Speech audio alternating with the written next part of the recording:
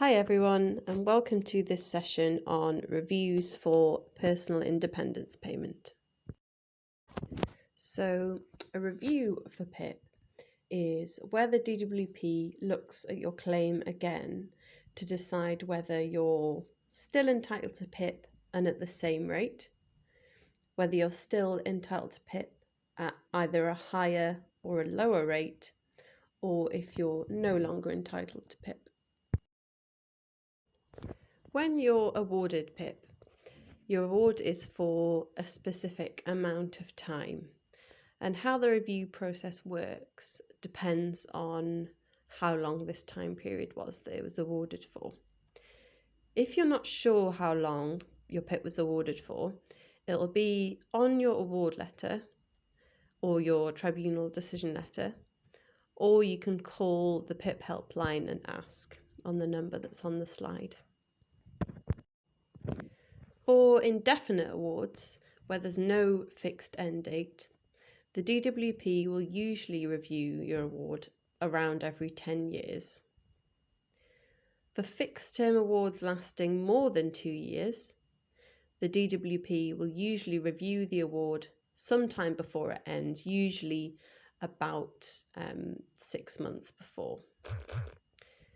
For fixed term awards which last less than 2 years, or awards from tribunals, the DWP will not usually review the award. When the award ends, it's kind of a fixed end and you'll need to put in a new claim yourself. So the responsibility is more on you to keep track of when your award's due to come to an end. So what we'd suggest is if you do have an award from a tribunal or lasting less than 2 years, put it in your calendar about 6 months before it's due to end. And at that time, just give the DWP a call and ask if they're planning on reviewing your claim and ask if you're able to start a new claim. If so, just so you get ahead of it. So you've got time to put in that new claim before the award ends. It's also worth knowing that the DWP can review your claim at any time.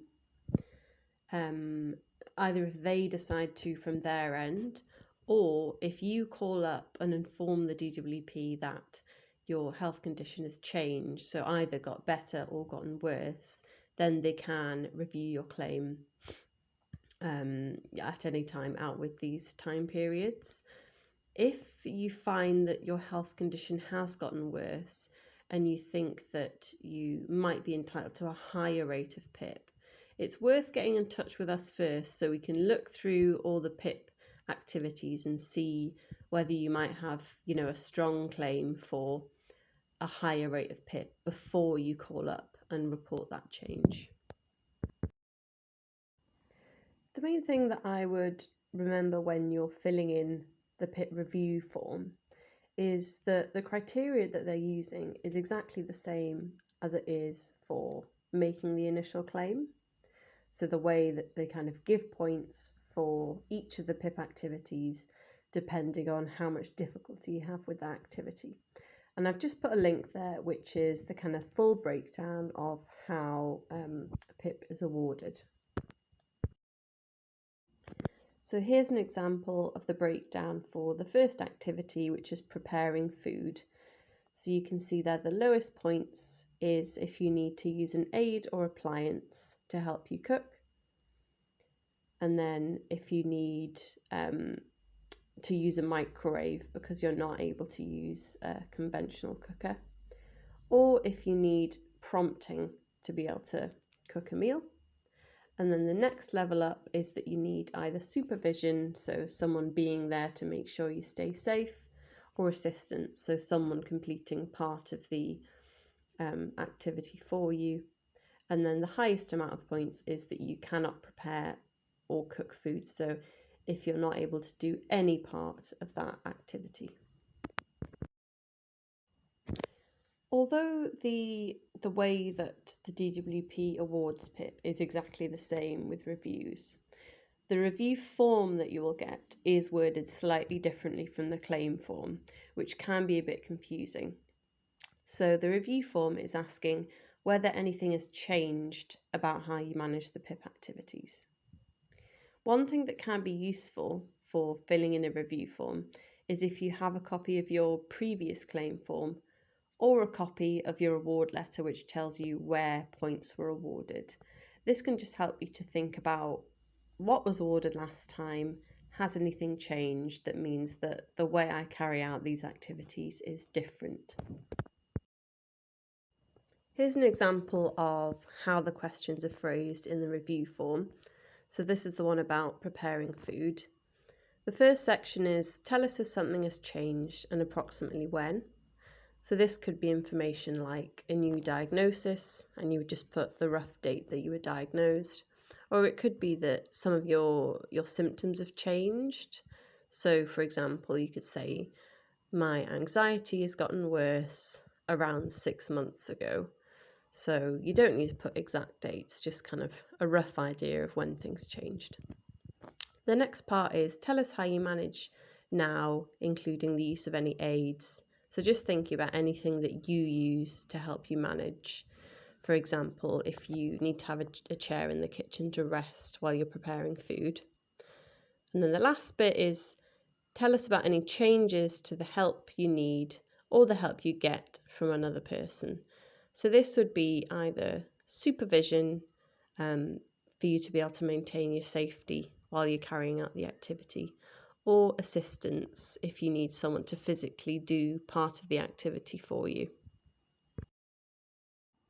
If nothing has changed about how you manage the PIP activities, you can just fill out the section which asks about how you manage now.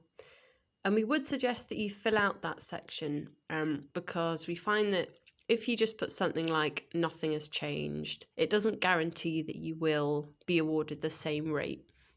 So it's good to still include just a brief description of how you manage the activity.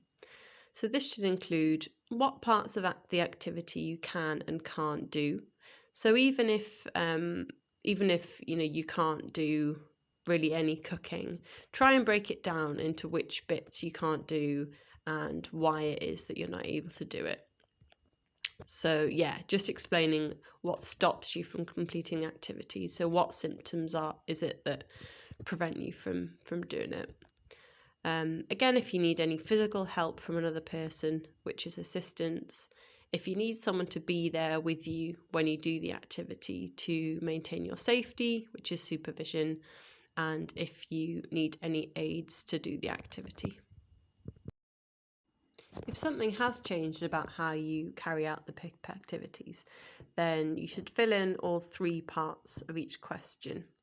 And again, it can be useful if you look at your previous claim form so you can see how things have changed and what symptoms it is that are making things either harder or easier than when you last claimed. And if you're not entirely sure when something changed, you can put an estimate. That's absolutely fine. It's good to keep your answers fairly brief and to the point, but if you can't fit your answer in the box provided, you can include extra sheets of paper. Just make sure that you put your name and national insurance on anything additional that you put in. I know this can be difficult if you feel like you weren't awarded the correct amount of points in your previous assessment.